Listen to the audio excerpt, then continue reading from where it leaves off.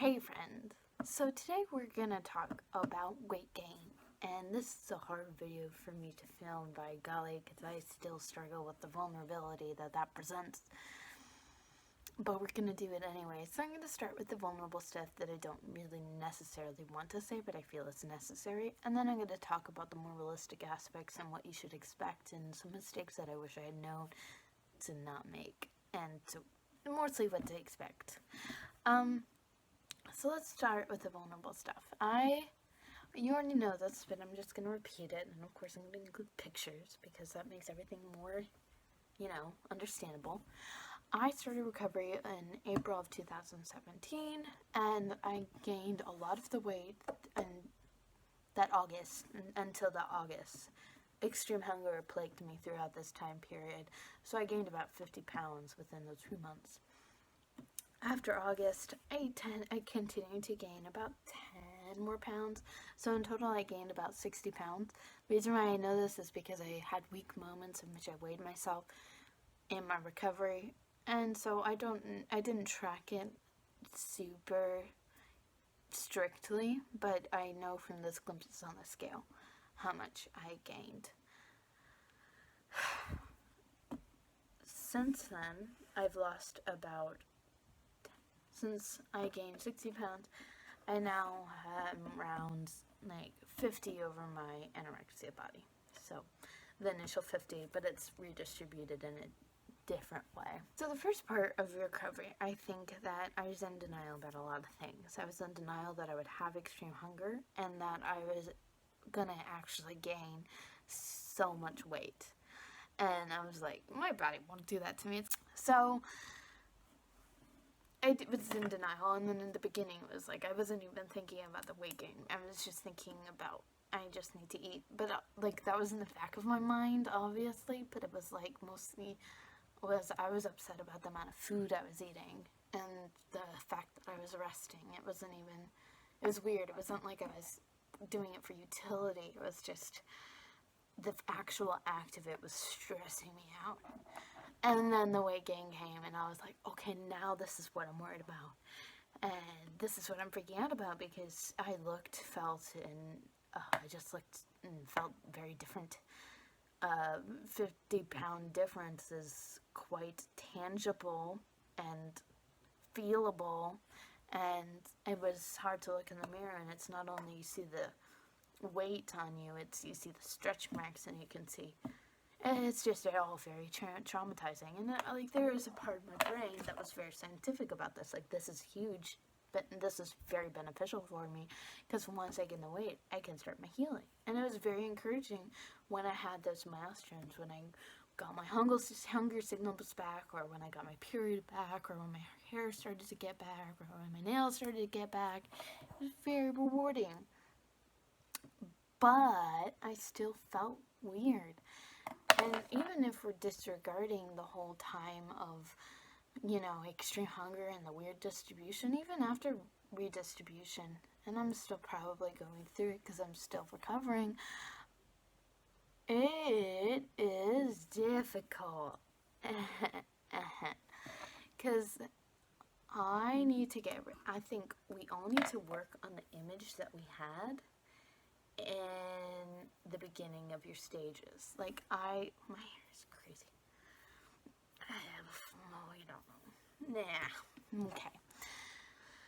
I expected me to look one way, and the way that I expected myself was because I started recovery at a very young age, and I started my eating disorder at a very young age, so I had no idea what I was supposed to look like as an adult. And from my young childhood, I was always pretty, muscular. I was never light, but I was always skinny.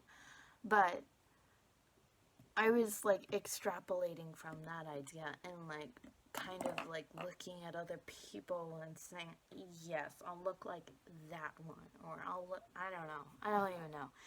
And then things happened, and I did not look like that. And I looked different from what I expected. And it is hard for me to get the ideal that I had in my head out. And I'm not really giving so much advice as to work on that. It's just comparison. It's not good. I know that, and I preach that, and I'm not really good at following that, but I know. Like, I know it's a crappy thing to do, but I do it anyway. And that is something that I hope to work on, and that is something that is making me not like or appreciate. I mean, I appreciate it. Like, there's much more realistic aspects to this. Because I feel very guilty for the fact that I don't like my body. For the fact that sometimes I'm embarrassed to go out. For the fact that I care so much. Because it feels very vain. And I don't understand why I struggle. I'm sorry, I'm playing with a pen down here because this is all very nervous for me. But I'm going to keep playing with it. But that's the noise that you hear. It all feels very vain. I believe that I'm more of a deep person than that, and I definitely do not judge people the way that I judge myself. But regardless, here I am, thinking everybody is looking at me when everybody's just worried about their own insecurities, and I can know that, but it doesn't process for some reason. And I think that it has a connection to your eating disorder, or my eating disorder, because it's like, I'm not engaging in anorexia behaviors. I'm eating. I'm being responsible with myself. But it's like, it really wants me to go back, and I feel like the way it does that is attacking me. So I could look like the ideal, but I could find some flaw with that, because my ideal in my head is not my anorexic self, and I would try and find some way to be closer to that, because that is the epitome of my sickness. And I think, I don't know, I'm trying to explain. I think that my weight is a proxy for my eating disorder. Like, it doesn't really matter what I look like or what I weigh. It just matters that right now I'm not engaging in those disordered behaviors, and it uses how I look as an excuse for engaging in those disordered behaviors. It always feels like I'm not working towards something, when in reality I'm working towards a better body, a better healthy body, by disengaging with those thoughts. I hope that makes sense. Those are the current struggles that I'm dealing with. And the redistribution has made me both happier and sadder about my appearance, because it's not in my stomach anymore, as much anymore, and it's more proportional, but I don't want it to slow down. I don't want this to be the end product. But that is a disordered thought, and we're trying not to engage in those, right? Right. So, this is a process, and this is a recovery channel. It's not a recovery channel, so we will do that together. Now for realistic things. This goes back into extreme hunger era, where I'm just like gaining weight and picking up these pounds. And I broke my laptop when I gained weight. And the reason for this was because I kept falling. And that is because my balance was crap. And that is something to be wary of. You are changing rapidly, as you are well aware, probably. And be cognizant of yourself. I've bumped into things all the time, because I was used to living in this body that was 50 pounds lighter than this one. And it was odd. So, that was one thing. Also, I feel like you get a lot more judgment, because when you do gain weight, you look older.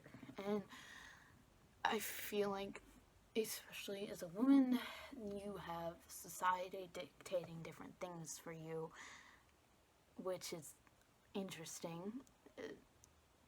Men, I don't know, it was weird to get different reactions from men. It was different to get reactions from women.